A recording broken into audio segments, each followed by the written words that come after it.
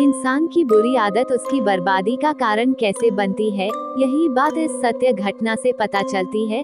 जब इंसान को मेहनत करने की आदत नहीं रहती है तो वह अपनी जरूरतें पूरी करने के लिए गलत रास्ते चुनता है, जिस कारण अंत में रूह कपकपा देने वाला अंजाम मिलता है। बगवदर गुजरात का एक छोटा सा गांव है। आबोहवा खेती के अनुकूल होने के कारण गांव खुशहाली भरा जीवन बिता रहा था। बात 1993 की है। मनसुख के बाबूजी दिन रात खेती बाड़ी करके घर का खर्चा चला रहे थे। बेटा जवान हुआ तो पिता ने उसे काम काज में हाथ बटाने को कहा, लेकिन मनसुख सिर्फ मटर मस्ती करने और जुआ खेलने में मशगूल रहता था, इसलिए माँ बाप ने उसे घर से निकाल दिया। अब मनसुख चंपा नाम की कुख्यात लड़की के साथ रहने लगा। इन दोनों की दोस्ती का कारण ही जुआ था। दोनों मिलकर गांव के लोगों को जुआ खिलाने लगे और खुद भी दाव लगाते। करीब 3 महीने में दोनों दिवालिया हो गए, फिर खाने के लाले पड़ गए।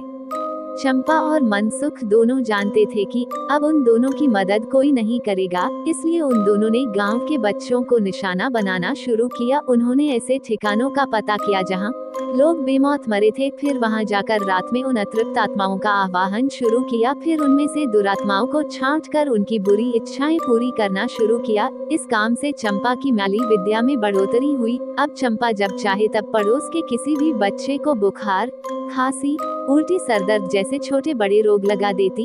इस काम के लिए वह बच्चों को घर पर बुलाती और उसके कपड़े का टुकड़ा और बाल काट लेती। फिर रात में शमशान जाकर उपद्रवी आत्माओं के लिए उन चीजों से अनुष्ठान करती। ताज़ा खून, जानवर का मांस वगैरह चाहने के लिए मनसुख मदद करता। बच्चों को बीमार करा के खुद उनका इलाज मिली विद्या हटा कर देना इस जोड़े ने अपना पेशा बना लिया। देखते देखते दोनों खूब पैसा कमाने लगे। बार बार बच्चे बीमार पड़ते, बार बार इलाज होता। इस बात से गांव वालों को चंपा और मनसुख पर ही शंका हुई। अब गांव के लोगों ने इन पर नजर रखना शुरू किया। एक रात गांव का दर्जी रमेश खांसी के कारण अचानक जाग गया। उसकी नजर खिड़की के बाहर पड़ी तो उसके होंठ उड़ गए। मनसुख एक मरी हुई बिल्ली को पूंछ से पकड़कर चंपा के पीछे शमशान की ओर जा रहा था। रमेश चप्पल पहनकर फौरन उन दोनों के पीछे चल दिया। उसने छुपकर देखा तो वह शर्म से पानी पानी हो गया। शमशान में अंदर जाते ही चंपा अपने वस्त्र उतार कर बाल बिखेर कर नाचने लगी। मनसुख वहां मरी बिल्ली काटकर उसका खून उसके चारों ओर बिखेरने लगा।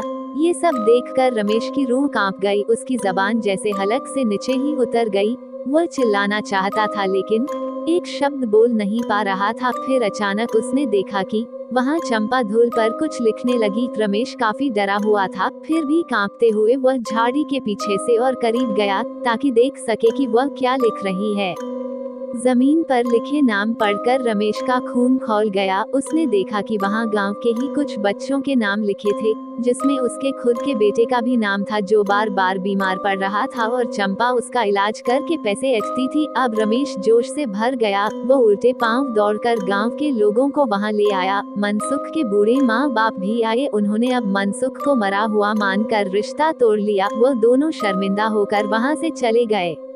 गांव के लोगों ने इन दोनों मनसुख और चंपा को खूब पीटा और उनका हुक्का पानी बंद करके गांव की हद के बाहर फेंक दिया। दोनों टीले के पार झोपड़ी में रहने लगे। वहां झोपड़ी पर दिन तो कट जाता लेकिन रात में वह बुरी आत्माएं भोग खाने आती। चंपा उसे कुछ दे नहीं पाती तो वह उसके शरीर को ही काटते नोचते रहते। एक रात किसी झगड़े के कारण मनसुख वहां से चला गया।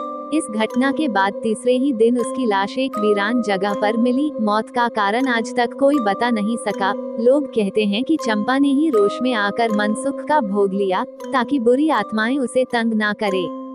करीब 6 महीने बीत गए। चंपा उस झोपड़ी में अकेली ही रहती थी। देर रात को अक्सर उसके चिल्लाने और कराहने की आवाजें गांव में सुनाई देती, लेकिन उसकी बुरी करतूतों के कारण कोई उसकी मदद को नहीं जाता। फिर अचानक एक दिन उस झोपड़ी से गंदी बदबू आने लगी। गांव के लोगों ने जाकर देखा तो पता चला कि चंपा मरी पड़ी थी। उसका शरीर कटा फटा था और उसकी आंखों की पुतलियां गायब थी। लोगों ने उसका अंतिम संस्कार वही झोपड़ी समेत कर दिया। कोई उसे हाथ लगाने की हिम्मत नहीं करना चाहते थे।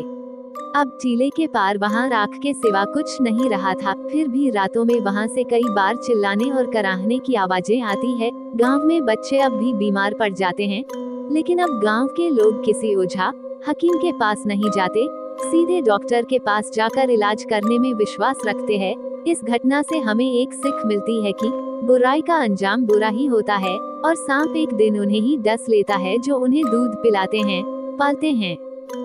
यदि ये कहानी आपको पसंद आई हो तो अपने दोस्तों और अन्य लोगों के साथ शेयर जरूर करिएगा।